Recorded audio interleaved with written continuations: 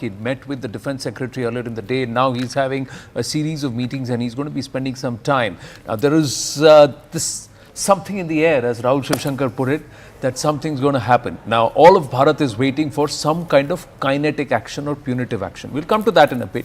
But there is also other things that are happening, and let's look at the geopolitical aspects. Starting with the Iranian foreign minister in Pakistan. There is a statement that's been put out by Ishaq Dar's team out there that's floating, doing the rounds. We'll wait for the Iranians to come out and say why they are there.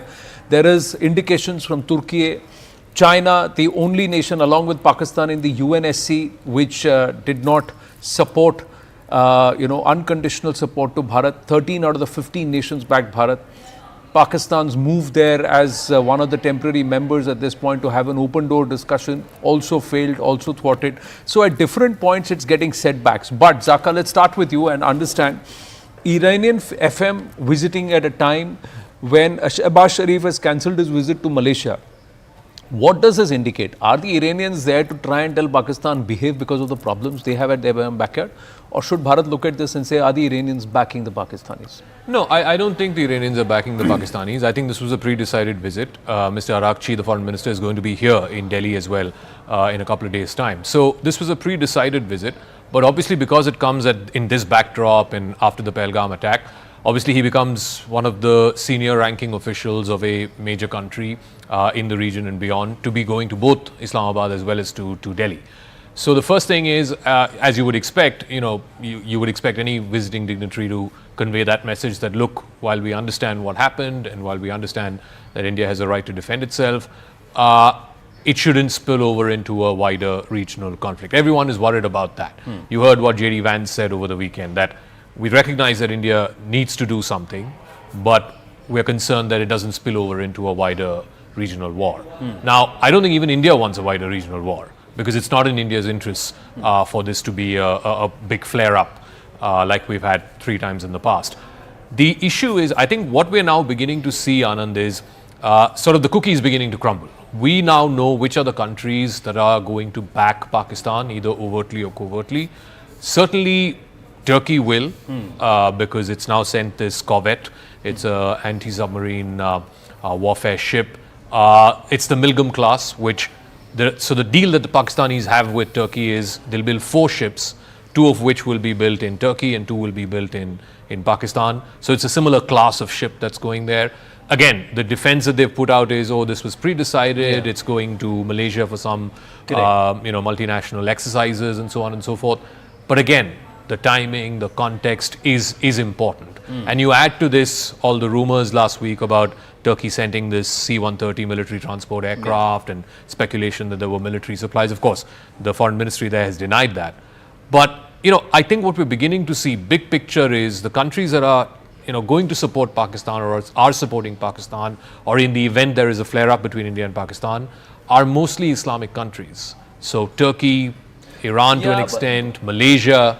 And I think they have drawn that sort of common thread. But you know this also, right? Within the OIC of those 56, 57 nations, this Turkey, Pakistan, Malaysia axis has always trying to break away and trying to create a separate league of their own and trying to split the OIC, which has been largely driven by the Saudi Arabia and UAE. They are the ones who actually dictate the Muslim world. So that's one part. The other thing is they want to build 4 ships. Can they even pay for them, Rahul Shivshankar? These ships are not built overnight. It's about a few years, if not a decade. So that's another part. Pre-decided programs, will you read more into it? How would you see that before we move on to the next development? Look, the world doesn't stop, right? The world doesn't stop. India has its own engagements. We've just seen the Prime Minister extend an invite to President Putin, who called him about 3 hours back and says, look, you must come later in the year for an important multilateral conference. And Putin has accepted that. Now, are we going to say that? Look, but what I'm seeing, as Zach says, that there are some people who are willing to stand with Pakistan for whatever interest serves their purpose and cause. Obviously, there is a bit of a, there is with Turkey, there is this aspiration that it should be the leader of the Islamic world. Iran on the other side has a problem with Turkey. Don't forget that some of these countries, from even their sort of demographics, actually are potential countries that won't get along. So, I'm not going into the Sunni, Yeah, Shia thing, Sunni, but yeah. there is those the Turks chasms. themselves believe but you they know are what different, I'm yeah, looking at yeah. quite interestingly, and it's something that has struck me. The Ukraine war forged an axis between China and Russia. It brought them very close together. Now, these Indo-Pak tensions, it seems to be having a slightly different effect. The Chinese are speaking in a different tone. President Putin has come out in complete support. The Chinese are sitting in like the Pakistan camp. And I'm seeing an interesting sort of tension building up there. Well, is I'm that not saying that that this is something that we have to immediately sort of flag, but it's an interesting sort of decoupling that might happen, and it'll be interesting to see how that goes. Just to add to that, but the irony is this week Russia will be celebrating the 80th anniversary We're not of what doing they it. call the Victory Day parade. It's a big thing in Moscow, and I know that the Russians had wanted Prime Minister Modi to come for it as chief guest even before Pahalgam had happened. These moves had happened a few months ago. For whatever reason, maybe scheduling reasons, they were not able to work that out. And now Xi Jinping is going to be the chief guest for the Victory Day. And you will hear the familiar stuff about, it's a no limits partnership. Even the sky In is fact, not even the limit and RM so is on. not going. No, Yeah, but even- there was I think that's talk because that of the RM Pahalgam. might go. post Because of what Pahalgam, happened. so Yeah. they're not going. But the fact is, 1971, Russia, China, America were all involved, and they took different positions. 1965, Russia, China, America were involved. They took different positions, but still the RIC bloc works. The Russia, India, China bloc works. So they have their own strategic interests. Vladivostok has seen Russia and China at in each other's crosshairs. So that's also happened. But somewhere there will be nations who do not want an escalation, nations who want the India-Pak hyphenation happen.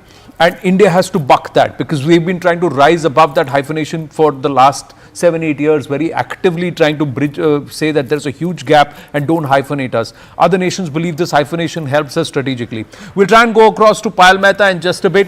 We'll try and get her back because this development was happening here. Series of meetings that are happening in this in the Prime Minister's office. Key meeting at the South Block. Now he meets individually the service chiefs through the week, over the weekend, and now he's meeting the NSA Ajit Doval in South Block.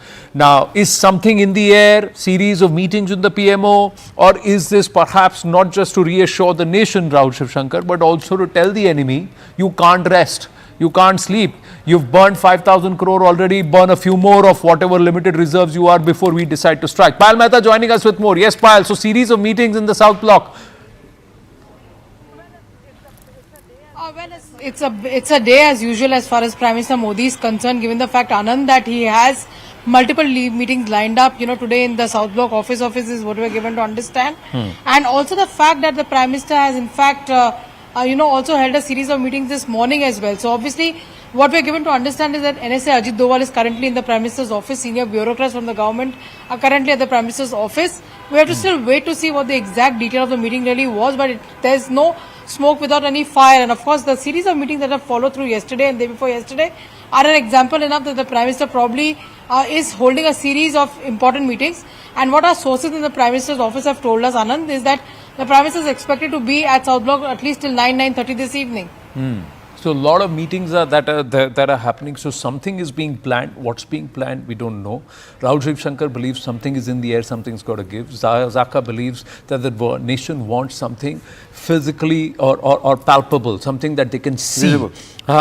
Real, right? So which they can see that this is punitive action that's been taken. But there is a lot of action, Zaka, that's been taken already. The drying up of the rivers, the blocking of the Bagliar Dam for the first time since the 60s. It's a never before for India to move on with their Kishan Ganga Rattle projects and some of the other projects and say, listen, Indus Water Treaty is in abeyance. We are acting, and no post and parcel, no exports, no airspace closed. So all of this is hurting the Pakistanis. Yeah, somewhere. I think the water one is the most important one, because it had never happened before from 1960, since the IWT came into existence, and despite the fact that we had 3 wars after that, neither country, neither India nor Pakistan, had pulled out of the treaty or put it in suspension, put it in abeyance. And I think the ground report that our colleague filed from Baglihar, which basically shows, in the 10 days after the decision was taken to suspend the IWT, the riverbed has just gone dry. I mean, people are walking on that riverbed. which used to be full of water till 2 weeks ago.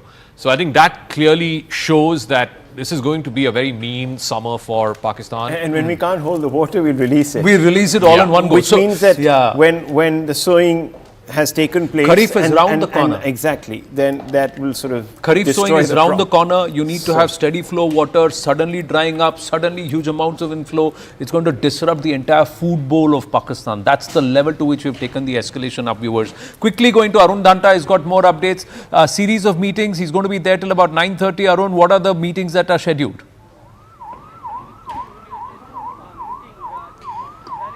Well, Anand, there is no information about the meetings with with Prime Minister, who all are going to meet Prime Minister. But we just saw that Ajit Doval leaving the Prime Minister's office. Of course, we're given to understand there will be certain meetings, but who all are going to come here? There is no specific details about those meetings. But of course, how long did the meeting with the NSA last? Do we know that quickly? Yes, Ajit Doval just left. I think he was with Prime Minister for 15-20 minutes here in PMO. And 5 minutes back, his convoy left the Prime Minister's office. And of course, the other secretaries and the officials are present inside the PMO. Perhaps Prime Minister will be, of course, meeting them. And who all others are going to be come to here, we do not have any idea about this. But we are expecting that there will be some meetings which will take place here at Prime Minister's office. Well, are they driving up the non-kinetic escalations a little further up and keep Pakistan on the boil and perhaps bring the enemy to a crawl financially before really moving into deliver the killer blow? We have to wait and watch, but that's all we have time for on the Take 3 shots. Thank you, gents. Over to Shivani for Plain Speak.